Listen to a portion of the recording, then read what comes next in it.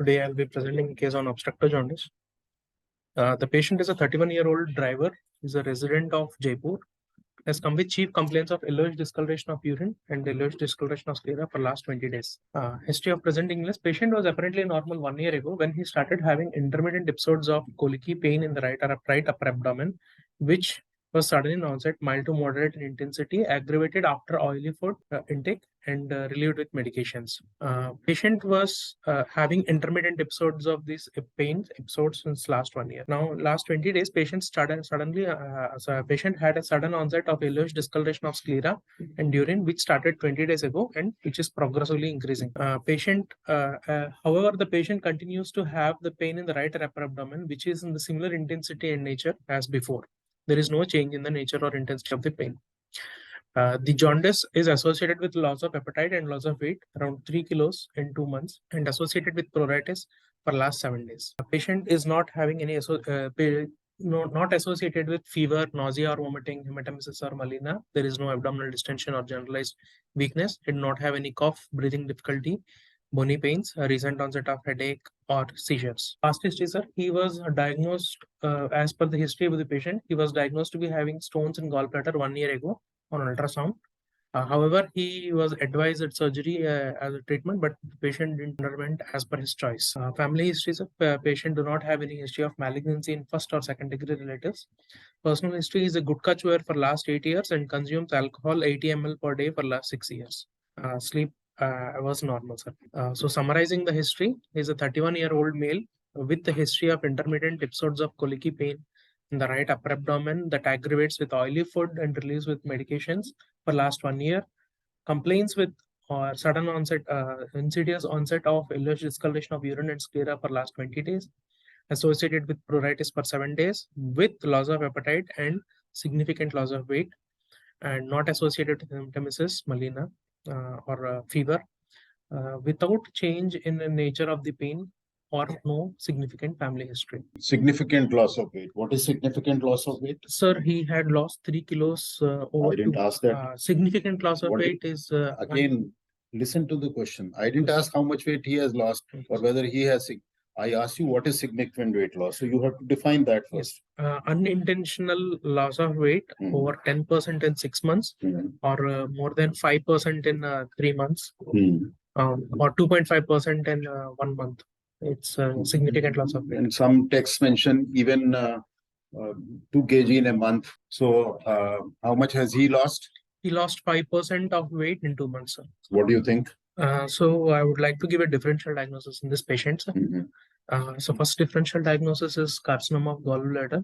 The chief complaints, do you have added this pain abdomen for 1 year? Yes. So first differential diagnosis is carcinoma of gallbladder, sir. Second, other possible diagnosis that which cannot be ruled out are cholelithiasis with choledocholithiasis, and patient can and choledocalcis, sir. What is the commonest? What kind of jaundice you think he has? Why do you say obstructive jaundice? Sir, he has sudden onset of progressively increasing jaundice without any fever. He did not have any fever or any feature suggestive of CLD also. So CLD. Yes, sir. Decompensation in the form of jaundice. Did not give any history suggestive of So that. other than obstructive jaundice, the commonest cause of jaundice is CLD. No, sir. Viral fever, viral jaundice. Why do you bring CLD? He did not have any fever, no prodromal symptoms, so which is very unlikely to be. And you said progressive jaundice means obstructive jaundice. So hepatitis jaundice is not progressive. It is also. It is also progressive, and then it comes down on its own. So progressive jaundice doesn't mean whether it is medical or surgical or obstructive or hepatocellular jaundice. Yes. How do you differentiate between hepatocellular and obstructive jaundice? What are the features? Sir, fever and with the prodrome, that is one which I have told. Pain, sir. The obstructive jaundice patient will have can have the pain in the right upper abdomen, which is can still be present. So hepatitis, there is no pain. Still, they will also have pains. There is a difference in the nature of pain. In hepatitis, it is a dull, diffuse, mild, usually mild, maximum moderate ache, a feeling of discomfort because of the enlargement of the liver, inflammatory enlargement and stretching of the capsule. Whereas in The commonest cause of obstructive jaundice is Stone disease. So it is biliary colic. Biliary It is colicky, not exactly colicky, but it is a biliary colic pain. So the nature of pain is different. Prodrome is there in hepatitis, and in choledocholitis, if there is superimposed cholangitis, then you have fever, but it is high grade fever with chills and rigor. So that is how differentiate. What else? What else is the characteristic of obstructive jaundice? Passing of clay colored stools. All three: high colored urine, clay colored colored stool, pruritus. But you have to say that in hepatitis also, because there is a phase of intrahepatic cholestasis. There is no extrahepatic ductal obstruction, but there is the phase of intrahepatic cholestasis. So even patients with hepatitis can have this. But in hepatitis, usually the sequence of events is prodrome, jaundice, then cholestasis, and then it comes down. Whereas in CBD stone, it will be pain, which is biliary colic, jaundice, and all these other features of obstructive jaundice or cholestasis simultaneously. As soon as the patient develops jaundice, the urine color is dark, the stool color becomes light, and there is pruritus. There is no gap between these three events. So why do you say carcinoma gallbladder as the first diagnosis? Sir, the patient... So why not stone disease? Let me first ask you a negative question. That's the commonest cause. Yes. He has pain for 1 year. You think he has been having carcinoma of the gallbladder for 1 year? No, sir. I don't the reason is the significant loss of weight and loss of appetite, which is going in positive history, which is going positive in carcinoma of gallbladder. But however, choledocholithiasis cannot be ruled out. It still can be. So between the two, which one would you put first? You have put carcinoma gallbladder as the first. What is your reason? Sir, only history, loss of appetite and loss of weight. Significant. So you cannot have loss of appetite and loss of weight in benign jaundice? The patient is having the jaundice only for 20 days, but he is having loss of appetite and loss of weight for 2 months. You mean he has been measuring his weight every day, every week, every month? He said he had measured it, sir, before also. He must have measured it earlier. And now he has measured it. Yes. How do you know that he has lost weight over 2 months only? When you have a history like this, you have to go into the details. When did he measure that he was 63 kg? Maybe 6 months ago. It may be just, if it was 6 months ago, then it is not significant. If it was very recent, then it may be significant. And also, since it is only 3 out of 63 kg in 2 months, you know that patients with jaundice, both hepatitis and obstructive jaundice itself can cause anorexia. In fact, when you have an unresectable malignancy, some people take that as an indication of biliary drainage, even if there is no cholangitis. That once you relieve the jaundice, then the patient's appetite improves, patient's general health improves. So jaundice itself can cause anorexia, which is usually more marked in hepatitis. Patients with hepatitis can have severe anorexia, and in a short period of time, they can lose weight. So if the weight loss is not very well documented, you don't know how much is the duration, it's just marginal, just at 5%, you have to, and CBD stone is much more common than carcinoma gallbladder, especially considering his age, 31-year-old. Suppose he was 61, I may have agreed with you. But he's a young man. He has a definite history of stone disease, symptomatic stone disease, and now he comes with jaundice. Just because he has lost 3 kg over 2 months, it would be little. I agree that it cannot be ruled out. There is a possibility of carcinoma gallbladder, but probably it may be easier for you to put choledocholitis as the first diagnosis rather than carcinoma gallbladder. Stone disease usually have a pain and fever. There should be an episode of cholangitis in between. Or we can say third diagnosis, choledocholitis with cystolithiasis. Yes. Can have a possibility, but in considering the North India as a patient having right upper quadrant pain for 1 year and recent onset of jaundice, it is more favorable going with the pregnancy. So the third, you put choledochal cyst. Why? Sir, the presentation will be similar even in choledochal cyst also. The patient is having colicky pain for the last 1 year. Why should there be colicky pain in choledochal cyst? Sir, if the patient have any stone which is obstruction in the... Then the pain is because of the stone. Choledochal cyst, the typical presentation is recurrent episodes of jaundice and cholangitis, Yes. usually not associated with pain. So a child, Usually. adolescent, a young adult who comes with recurrent or intermittent episodes of jaundice with cholangitis, usually without pain, is the characteristic presentation of choledochal cyst. But if there is cholecystolithiasis, that stones have formed in the choledochal cyst, or there is a coincidental gallstone disease and a stone has slipped down, then it becomes like choledocholithiasis. Yes. So, a painless jaundice, choledochal cyst, cholangiocarcinoma, periampullary malignancy, benign biliary stricture, primary sclerosing cholangitis, these are more likely diagnoses. If it is jaundice with pain, CBD stone, carcinoma head pancreas, carcinoma gallbladder, they are more likely diagnoses. Okay. Yes. I'll continue. You said he has been consuming alcohol regularly. Yes. So why is this not CLD? Sir, no patient not give any history of other on history, just on history. He do not give any features suggestive of metamesis or melena. He do not have. So they are the features of CLD? No, sir. He do not have jaundice before also. This is the first episode of. So any patient will have a jaundice any first time. Decompensation will occur first time. Yes. So why is it not CLD? Sir, the typical history which is giving for pain for 1 year with the diagnosis of so one you can say that then I'll have to make two diagnoses. One, because his history is very suggestive of gallstone disease, and there is an ultrasound report which said that he has stone. So there's no doubt that he has gallstones. So can you have both together? CLD and gallstones? Yes, sir. CLD and gallstones. How? I mean, gallstones are more common in CLD. Which stones? Pigmented stones. Pigment stones. Yeah. So why is this not CLD then? So the only history point which is going in favor is everything. Other than that, we cannot rule out CLD. Just only on this history we cannot rule out. You can say that he has no other features in history. For example, there's no history of abdominal distension.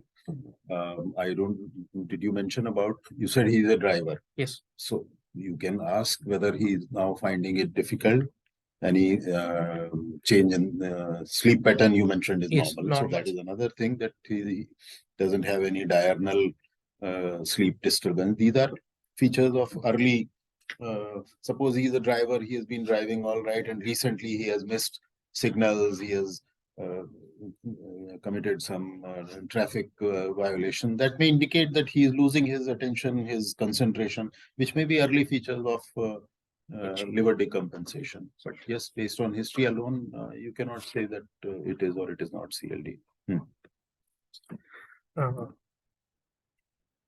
On general examination, the patient is conscious and coherent, well-oriented time, place, and person. Is moderately built and moderately nourished, BMI of 24, and ECOG of 1. On examination, patient is ectric, and there is left supraclavicular lymphadenopathy is present, sir. There is a single 1 by 1 centimeter hard, well-defined node which was palpable. There is no pedaledema, cyanosis, clubbing, or scratch marks which are seen, and he is hemodynamically stable. Examination of the abdomen. On inspection, abdomen is flat. Go back. You said pedal. Okay, good. On inspection, the abdomen is flat, umbilicus is central and inverted. There is no visible fullness, no scratch marks, no scars, sinuses, or dilated veins. All quadrants moving correspondingly with respiration. No cough impulse or seen. External genitalia are normal. On palpation, all inspectory findings were confirmed. There is no tenderness or local rise of temperature. There is no hepatomegaly or palpable gallbladder. No cough impulse or external genitalia are normal. On percussion, liver span is 14 centimeters in the right midclavicular line, starting from 5th intercostal space. No ascites on percussion. And auscultation, normal bowel sounds are heard. Anything else on abdominal examination when you are first diagnosed for this carcinoma of gallbladder? Yes, sir. I would like to see whether there is any palpable mass is present or not, or no ascites is there. There is. You said only. Okay, you said hepatomegaly, palpable GB. Anything else on palpation? Yes, sir. Palpation. Umbilicus. Yes, umbilicus we should see. You should say there's Yes, no no nodule in the nodules. umbilicus either on inspection or on palpation. On palpation. Yeah. Yes, there is no nodules in the umbilicus on palpations. And as I said last time, some examiners may not accept no ascites, say no dullness in the flanks. No flank dullness. Describe the finding, don't give the interpretation. So summarizing, center CVS says cardiovascular system, respiratory system. Your abdominal examination is complete. Yes, sir. Yes, sir. In a patient with CAGB, your abdominal examination is complete. Sorry, sir. PR. You haven't mentioned. Mm, So either Yeah. you say it is done and it is normal, or you say it not done. not done. If it is not done, then what were you looking for? You have to say Yeah. that I would Yeah. have wanted to do a PR or PR. In a female patient PV to look for. The palpation is done for nodules, any nodules of palpation of the PR examination. Bloomer shelf, if there is any bloomer shelf is there. And Any ascites, if there is small collection, we can still feel you detect ascites on PR. in PV. Sometimes it is felt, Only if there is massive massive ascites. ascites. वो तो फिर Clinical palpation पता और percussion में पता चल पता जाएगा. And melina, if there is any Melina. melina is So there. these are two important things if you are considering CAGB. First is a nodule in the rectovesical pouch, and second is if there is any melina. Yes. CVS, cardiovascular system, respiratory system, and CNS were within normal limits. So no positive findings. So summarizing the history, he is a 31-year-old male with intermittent episodes of colicky pain in the right upper abdomen for last 1 year, which aggravates with oily food and release with medication.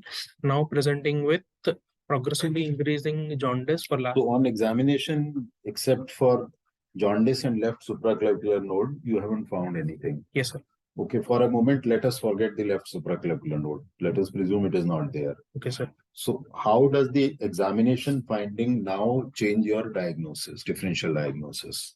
Is it same or do you want to change? Sir, it is still the same, sir. It doesn't change. No, just based upon the finding. So what on abdominal examination finding would have been more in favor of CAGB? Any palpable mass, gallbladder mass, then we could have thought it to be CAGB. So all patients with CAGB will have a GB mass? Not all patients will have, sir, but suppose you had palpated a distended gallbladder, then I would have think more in favor of cholelocholithiasis or a CA head of pancreas.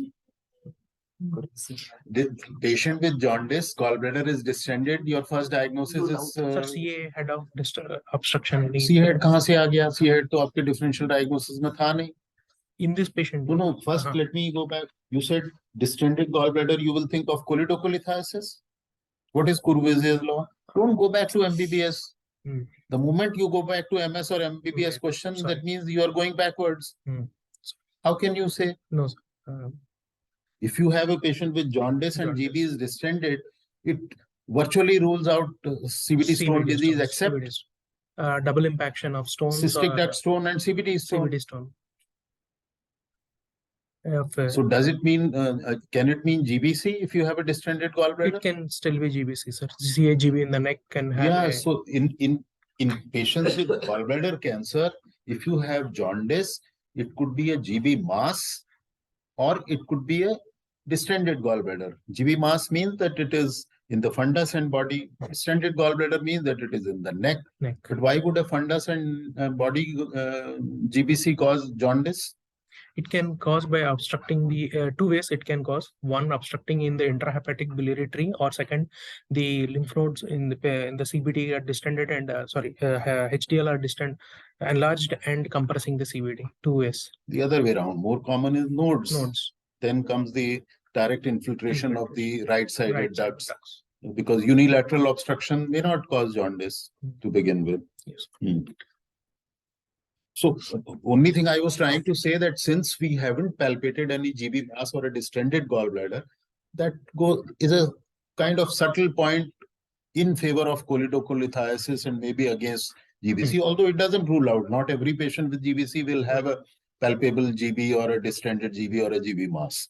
But probably slightly more towards choledocholitis. That's all I can say. Yes. Okay. So you said that left supraclavicular node. You think it is significant? It is significant. Why? Uh, Why do you say it is significant? It is an enlarged hard lymph node, palpable one by So one. one is that normally left supraclavicular node is not even palpable. Palpable. The fact that it is palpable itself means that it is significant. It is And significant. plus you are saying it is hard. Hard. So that makes it more significant. Can it be something else? I say you are wrong. There is no left supraclavicular node. मैंने ultrasound करके देख लिया. नहीं है. No, sir. What can it be? Hard. Bone. Which bone? वो bone तो 12th class का बच्चा भी बता देगा. Bone. It's the transverse process of the which C7. No, C7 का transverse process thin build patient अगर है, but how would you know that it is the transverse process of C7? Correct. It will be palpable on both sides. Both sides. Side में palpate करोगे वहाँ भी मिलेगा. Yes. So rare, but that is the only mistake which you can make, that you in a thin build patient you can palpate the transverse process of C7. So this you think is significant. Significant. Because right side it was not Okay, there. so he comes to you in the OPD. What will you do? Sir, first I would like to look two sets of investigations. One is blood investigations and second imaging. I would like to first go for an ultrasound of abdomen and FNAC of the left supraclavicular lymph node along. Yeah, here it is palpable, but if you can even say that ultrasound guided FNAC of the supraclavicular node. In fact, not in GBC or intra-abdominal malignancy. In esophageal malignancy, there are many units which, rather than doing a CT of the neck as a part of CT evaluation, they do CT chest, abdomen, and neck they evaluate with ultrasound, and any enlarged node they target with ultrasound guidance for FNAC. So ultrasound is a good investigation for detecting neck nodes also. Okay, so for the sake of discussion, let us forget the left supraclavicular node. Let's see the ultrasound. Yeah, so blood investigations. Why do you want to do blood investigations? To see his lefties or OTPT. More importantly, I would like to see his OTPT. How much? Why do you want to see OTPT? Subclinical cholangitis is there or not? We will find out. How does it matter? Does it matter? No, doesn't matter. So what in blood investigations is more important? Nutrition, we would like to see the albumin. Why are you worried about nutrition at this stage? In this particular patient, what in blood investigation is important? Sir, right now only urea and creatinine we have to see because we need to. In this patient it is not necessary. So in this patient, which blood investigation is important again? अभी तो तुमने बोला कि कुछ करोगे.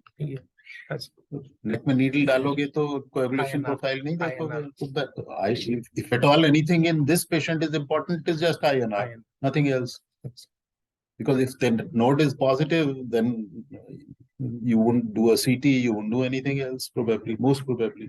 कितना है INR? Sir, INR was not done, sir. Not done. Why missing it? Yes. Why missing it? Yes, sir. Let's see the ultrasound. Sir, in general routine से जब हम exam की तैयारी करते थे तो हम ये बोलते थे sir, I would like to do two sets of investigations. One is the blood investigation for CBC, LFT, RFT for the primary workup, and the other is a radiologic investigation in the form of ultrasound. Because you see what happens, this happens very frequently in exam. If you see ultrasound, some examiners will say you won't do a hemogram, you would do an LFT. On the other hand, if you say hemogram and LFT, then some examiners like me will ask, how will it help you? So that is why I tell the students that a diplomatic way is to say both in the same breath. That one is for diagnosis and other is for a general workup of the patient for management. Sir, we do not have the previous ultrasound which was done 1 year ago. The ultrasound had shown. Why do you want the previous ultrasound? But I would like to see at the time whether at that time the patient is having any. How does it matter? It doesn't matter, but I would like to review the previous reports also. It doesn't change now. Yeah, I suppose it doesn't make much difference. Both lobes, sorry, sir, ultrasound showed the liver, both lobes, node, definite CBD beyond porta, both hilar are blocked with IHBRD is seen. Gallbladder is replaced with echogenic mass, which is measuring 53 by 40 mm, and few bright foci are noted in the above mentioned mass. What do you think? Sir, it is a GV mass, which is having hilar obstruction is also there, which is causing bilateral IHBRD. What is missing in the ultrasound report? Sir, missing. If there is any space of paying lesions in the liver or not, they have not mentioned. Or Ascites, they have not commented. Or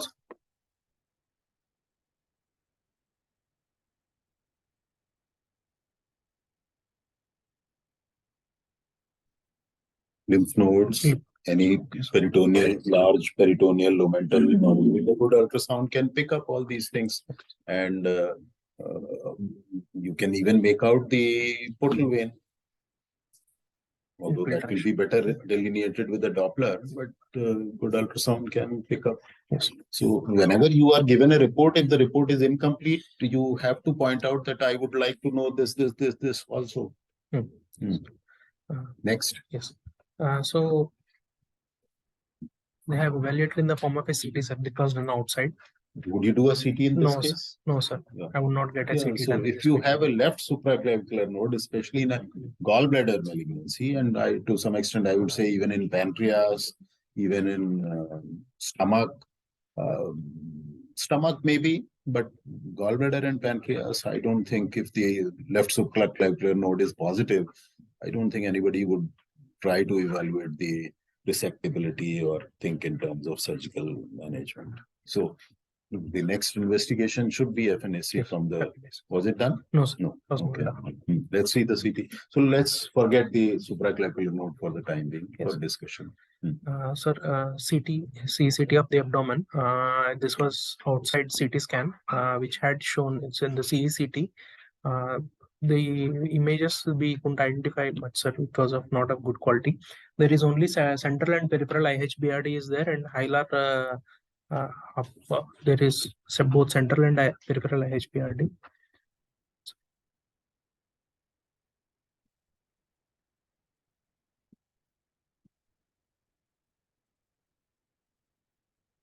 उधर से करो ना plus करो image बड़ी भी बढ़ेगी नीचे right lower corner में हाँ Yes. So in the third image, we can see that there is a heterogeneous mass. There is a heterogeneous mass which can be seen in the GB region in the liver segment. नहीं sir, axial cuts में इतना अच्छा नहीं दिख रहा. It was not properly seen. The gallbladder appears to be contracted, and we can see, however, both IHB. Some they said 5 centimeter mass. Yes, sir. But in this CT, it was not properly because of the timing of the CT scan. But however, we have a video. In the video, we can see. So there is a mass. There is a mass. The video we can see. So. Okay. Yes. What's the report? There is an ill-defined heterogeneous enhancing soft tissue density mass lesion involving the hilar region with hilar block infiltrating the hepatic parenchyma, measuring around 35 by 32 mm, query mitotic, query CAGB, query hilar cholangiocarcinoma. They have mentioned. Based on this report, what do you think it is? Sir, based upon this report, it is carcinoma of gallbladder. Why not hilar cholangiocarcinoma? Sir, less likely to be because it's a mass. Yeah, so if you see a mass lesion, it is less likely. Although mass forming hilar cholangiocarcinoma is known entity, but that is a less common entity. The other ways by which you can differentiate is that if the patient has gallstone disease, you can say more likely to have GBC, although there is a higher incidence of gallstone disease even in cholangiocarcinoma. Third is involvement of the ducts.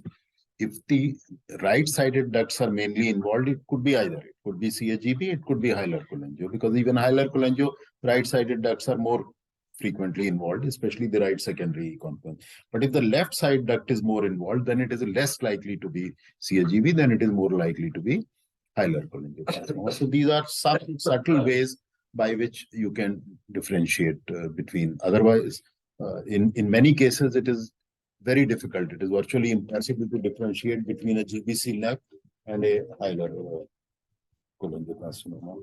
Anand, hello. Hello. What is the differentiating feature of the hilar cholangiocarcinoma and CAGP hilar block? On imaging. One imaging. Sir, there is a mass lesion, which is one. That is one. Second, lymph node, lymph node in the HDL, which is more in favor of carcinoma of gallbladder, multiple. Lymph node can happen. And metastatic deposits are more common in CAGB compared to hilar cholangiocarcinoma. Other than none. So one is a mass lesion in the CAGB. Okay. Yes, sir. And when you see a mass lesion in the gallbladder neck, gallbladder neck with hilar block is more favor of the CAGB. Yes. Okay.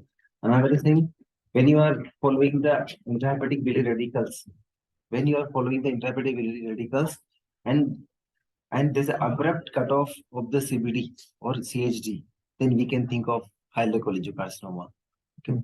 Like this, the mass is not visible. The abrupt cutoff of this CBD is when it's there. Okay. And I think, Vinay, no question.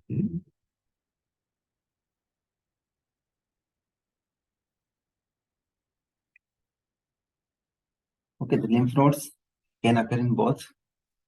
So another, what are the causes of if we find a mass in the GB fundus and patient is having jaundice?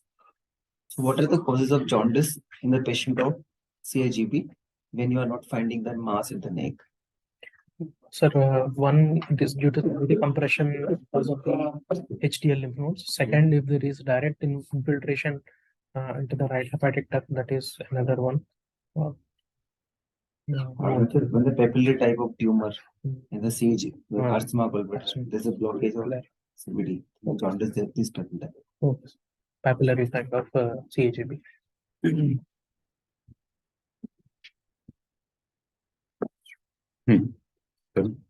Next. Yes. So the patient had gotten PET CT done outside, sir. You agree? No, sir. Not needed in this patient. Right.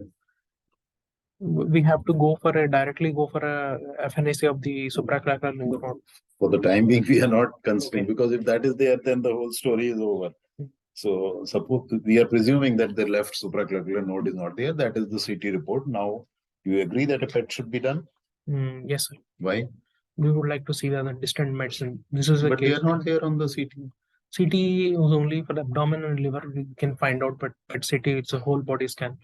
And so you could have done a chest evaluation. Did you do a chest X-ray? No. So again, always in any patient with malignancy, the first investigation, the first set of investigation should be an ultrasound abdomen and a chest X-ray.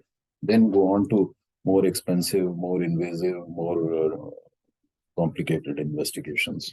So, suppose we had done a chest X-ray and it was normal. We had even done a chest CT and it was normal. Still, you would do PET CT? Yes. Why? PET CT is a functional imaging, even if the smaller lesions. Hello? If the lesions are even smaller than 1 centimeter also, Hello? they can be picked up by PET CT.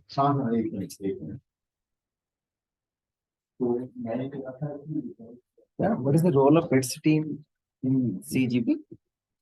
Metastatic workup, that is a role in CAGB. Metastatic workup. Okay. So, what we all know is that concerning in India, what is the problem with PET CT? Sir, PET CT, any inflammatory lesion is also, PET cannot differentiate between inflammatory or malignant disease. Many conditions like even tuberculosis can also any nodes like tubercular nodes can also be confused for metastatic lesions. Okay, because in India, the most common disease concerning is the inflammatory disease tuberculosis. So there is a problem with the interpretation of these patients. Okay.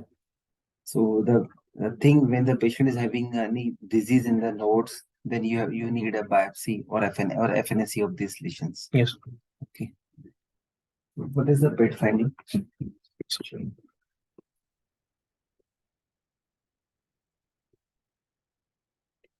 So this is the PET CT. This is CECT with PET they have done, sir, in which there is both central and peripheral IHPRD we can see, and central and peripheral IHPRD. Here we can see this.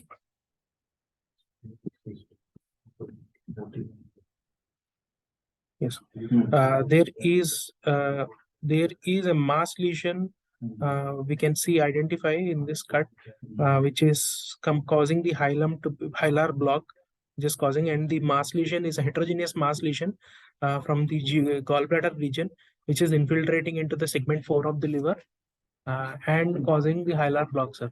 You can see. And the below only segment 4 or segment 4B and 5? Segment 4B and possibly 5 also, sir. Yes. Because the gallbladder base is formed by both the lobes. Yes. How can you say that on a single lobe? Yeah. 4B and 5 also, sir. Okay. Yes. And on other, there is no other metastatic, space occupying lesions in the liver are seen, or any other metastatic deposits in the abdomen, or ascites is seen.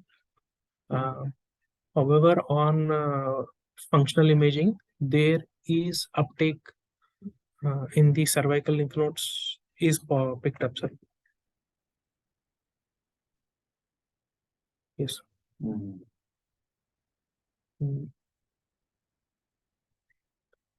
Yes, there is a large uptake in the cervical lymph node, and the left supraclavicular lymph node uptake is there. And there is a few nodes are uptake in the thoracic region also. There are few nodes which have uptake is present, sir. The finding, yes, and the finding they have mentioned that there is a sub-centimeter level to cervical lymph nodes less likely to be inflammatory, they have mentioned. However, there is a small left supraclavicular lymph node with increased FTG uptake of 7.8 within the left side. And the abdominal, there is an irregular heterogeneous enhancing soft tissue mass lesion of size 40 by 58 by 55 mm with SUV of 12.2 in the GB fossa region, contiguous infiltration into the hepatic parenchyma. Mass is encasing the adjacent part of CBD with resultant dilatation of intrahepatic biliary radicals, and closely it is abutting the head of pancreas medially. However, no definite involvement can be seen.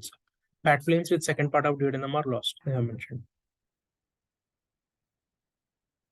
And there are multiple subcentimetric enlarged periportal, peripancreatic portocaval lymph nodes are also there. Iotocaval, many iotocaval, para-aortic, and retrocaval mesenteric lymph nodes are uptake as noted. There are few peritoneal and serosal soft tissue deposits also with an SUV max of 8, and along the midline anterior abdominal wall with an SUV of 7.4, which is also same. Most likely these could be metastatic deposits, intra-abdominal metastatic deposits. So this patient probably, sir, this patient is the finally diagnosed as a carcinoma gallbladder with hilar block and with peripheral disease. So how do you manage these patients?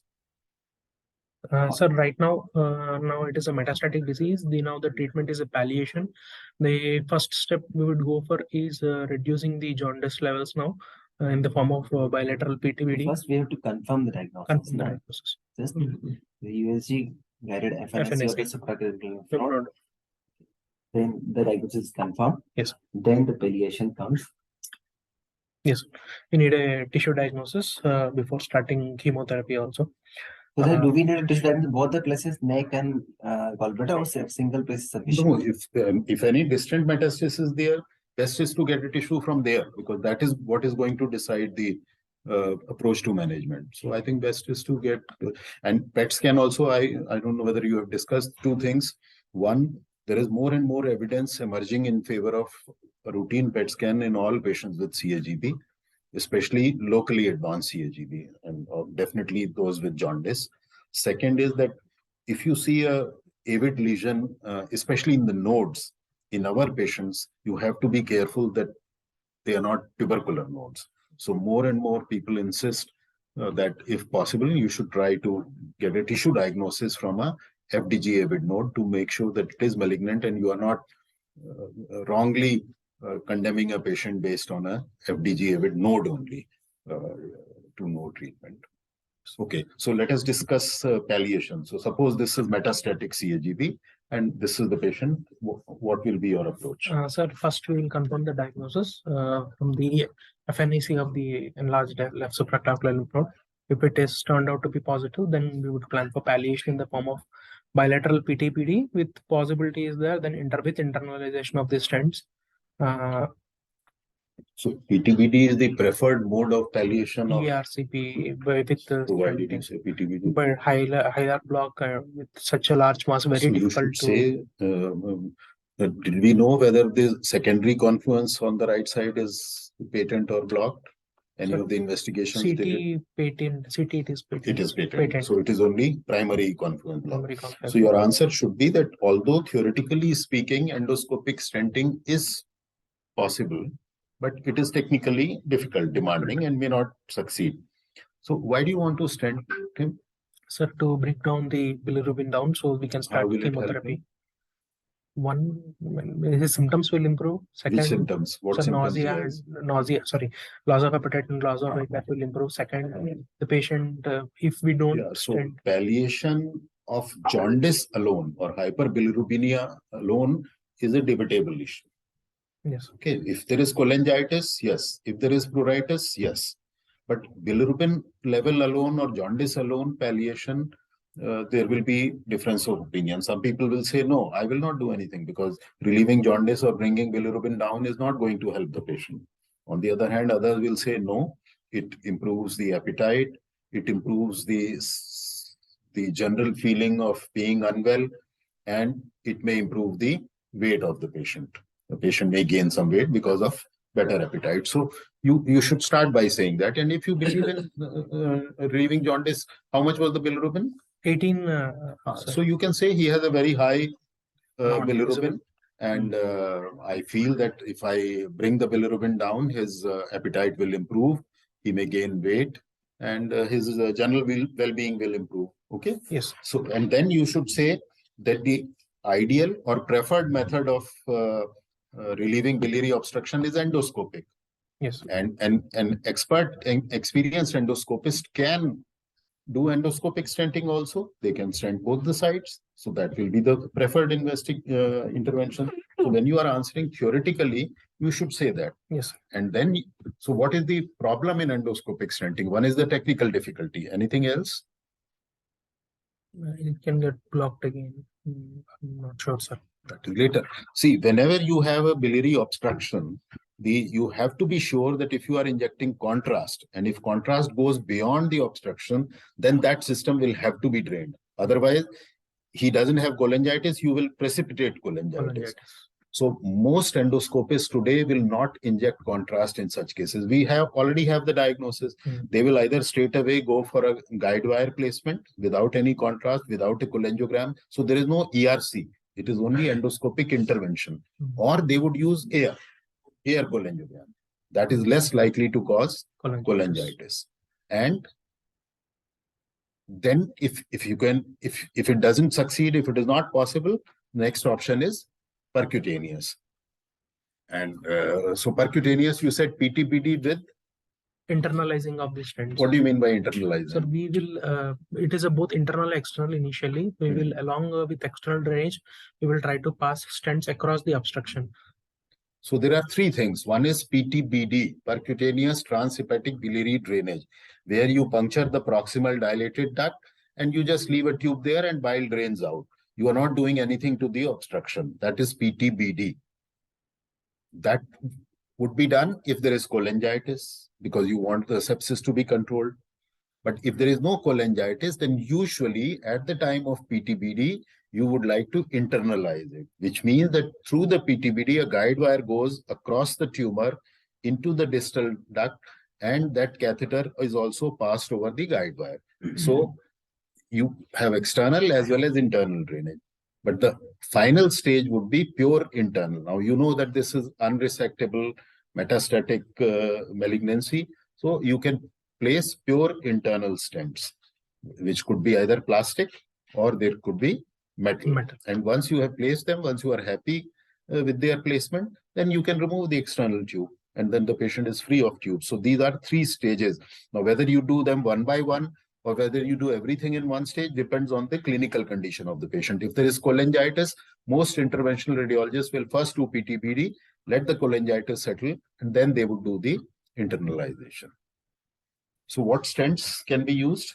Sir, plastic stent, metal stent, and coated metal stents. 3. They're called coated. What are they called? Covered. Covered metal stents. So what is the advantage and disadvantage of each? Sir, plastic stents, they can get the advantage is cheap and they are flexible, but disadvantage is they get easily blocked. Okay. And the lumen is small. Lumen is also that small. Is why they get blocked. The metal stents, the lumen is wider. The advantage, the disadvantages are they tend to migrate. Which one? Metal stents are of what types? 2 types. Sir. They are covered stents and uncovered. So first is self-expandable metal stent, SEMS, which is uncovered. So what is the advantage and what is the disadvantage of uncovered stent? So uncovered stent disadvantage is the tumor. First tell the advantage. What is its advantage over the plastic stent? It is lumen is wider. Lumen is wider and less likely to get blocked. Less likely to get blocked. Also, advantage over a covered stent. What is the advantage of an uncovered stent? So they don't tend to migrate. Less likely to Less migration. Before that, they don't cause blockage of the other ducts. Suppose you put a covered stent at the hilum, there are multiple ducts opening there.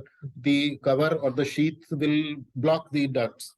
Similarly, in the lower end, a covered stent may block the pancreatic duct.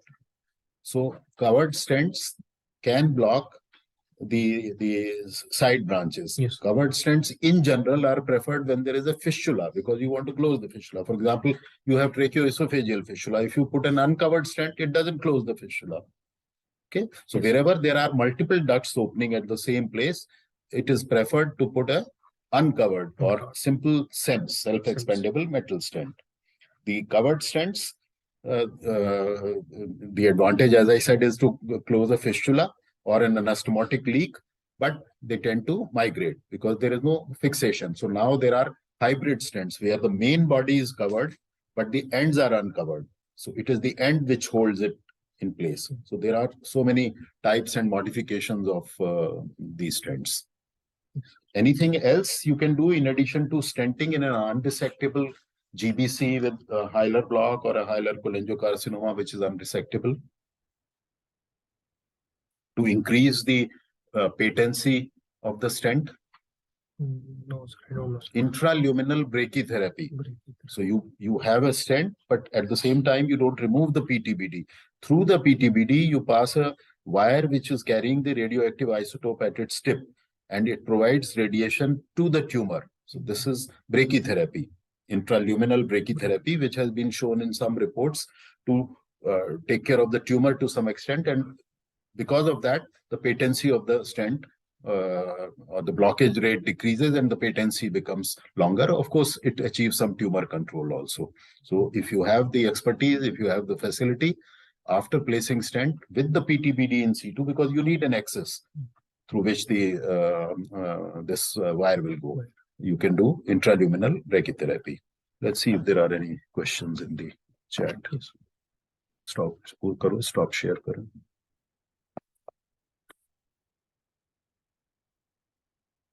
You have to learn all these things.